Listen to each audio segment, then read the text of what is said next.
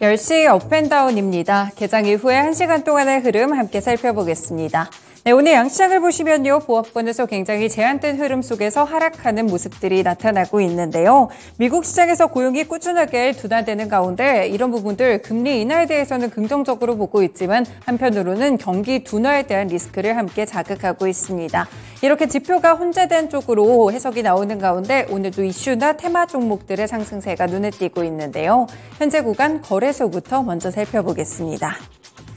네, 지금 코스피 지수 먼저 봅니다. 코스피 지수의 경우에는 하락으로 좀 진행되는 그런 분위기들이 펼쳐지고 있는데요. 현재 구간 약보합권으로 밑골이 달고 있고요. 2,485포인트 기록하는 가운데 현재 거래 대금은 3조 원에 가깝게 실리고 있습니다.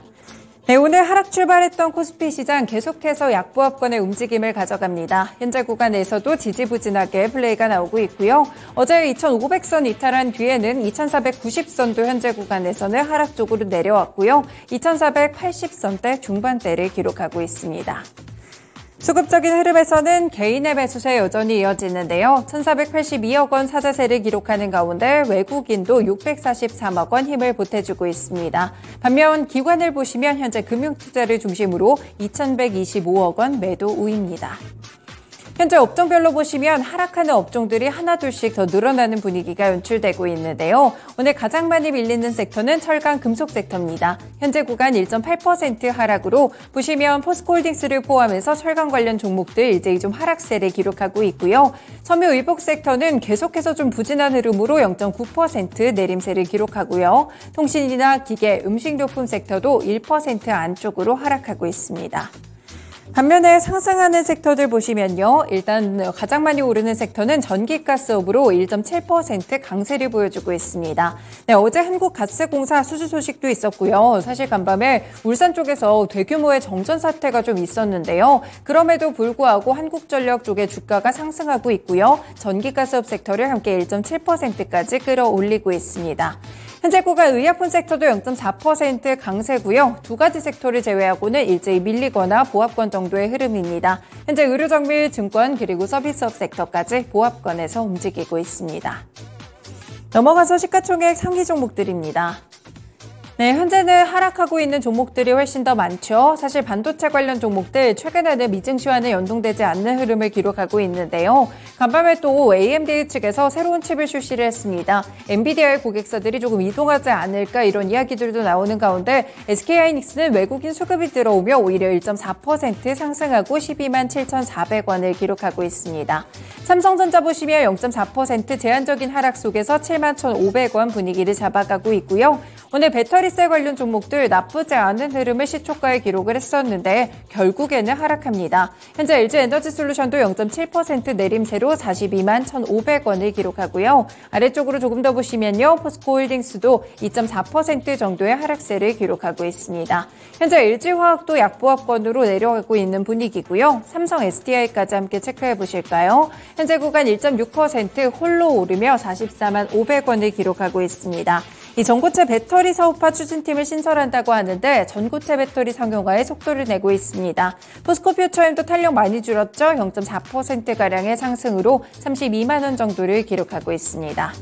그 외 종목들을 보시면 네이버가 좀 덜 밀리며 약보합권으로 21만 3천 원 선 분위기 잡아가고 있고요. 확실히 서비스업 섹터에서는 금리 인하 쪽에 조금 더 무게감을 두고 있는 듯합니다. 카카오도 현재 상승으로 5만 600원 지나가는 분위기까지 함께 관측되고 있습니다. 넘어가서 특징 종목들 함께 보시죠. 네, 지금 오늘 항공주들 상당히 좋은 흐름을 보여주고 있는데요. 두 가지 호재성 뉴스가 있습니다. 먼저 첫 번째로는 유가의 급락입니다.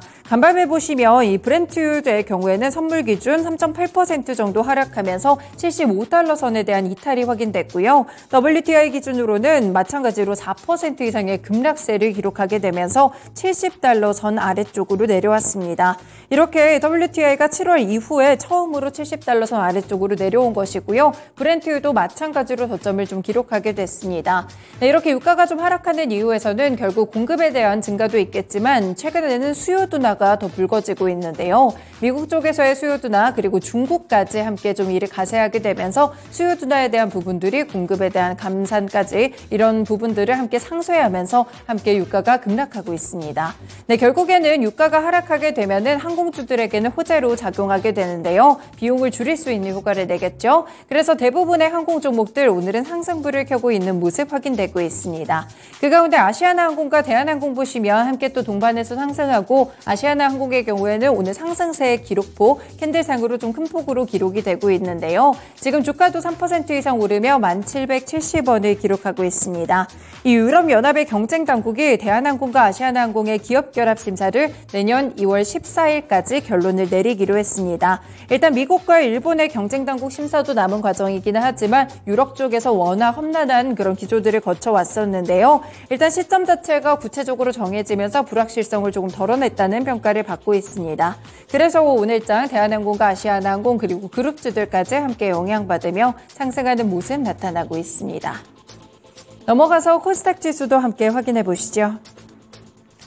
네, 현재 코스닥 지수 음봉이 길어지면서 낙폭이 빠르게 커지는데요. 지금은 0.7% 하락으로 813포인트 기록하고요. 거래대금 3조 원을 밑돌고 있습니다.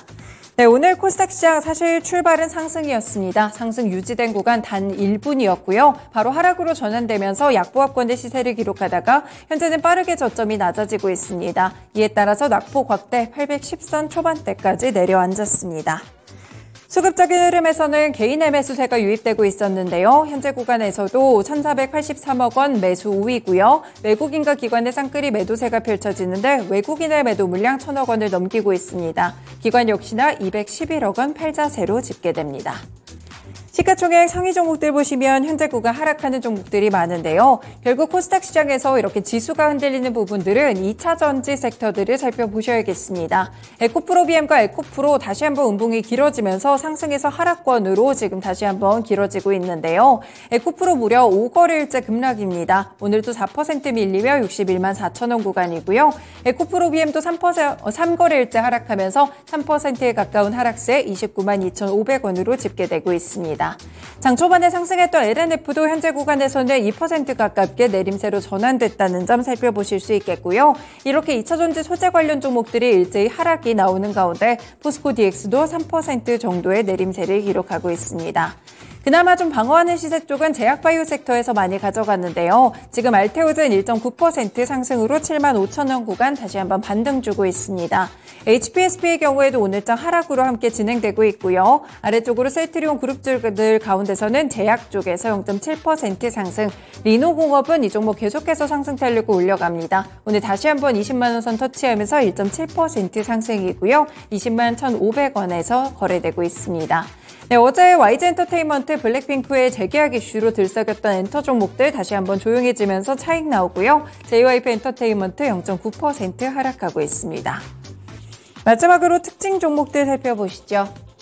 네, 최근에 제약바이오 섹터들 분위기가 나쁘지 않은데요. 그렇지만 개별 종목별로 혹은 테마주별로 이슈가 발생하고 있습니다. 여러 테마들이 있었는데요. 이 마이코플라즈마 관련돼서 부각이 되기도 했었고요. 정부 정책과 관련해서는 정신건강 쪽이 함께 들썩이기도 했습니다.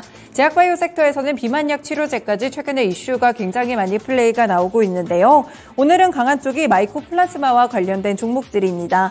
어제 질병관리청에서 폐렴균 감염증 관련 전문가와 함께 관계부처 합동 점검 회의를 열었다고 하는데요. 전문가들은 일반적인 항생제로 치료할 수 있다고 강조를 하면서도 다만 이 진료 지침이 필요하고 항생제 내성 환자에 쓸 치료제의 사용 기준을 확대할 필요가 있다라고 강조했습니다. 마이코플라즈마 조금씩 좀 확대되는 분위기 속에서 지금 관련 종목들이 움직이는데요. 메가이시스가 대표적으로 13% 급등하며 5,970원이고요. 국제약품 위더스 제약 그리고 진단키트 쪽으로 랩지노믹스까지 현재 구간 일제히 상승하고 있습니다. 네, 이렇게 오늘도 특징 종목들까지 함께 짚어드렸습니다. 10시 업앤다운이었습니다.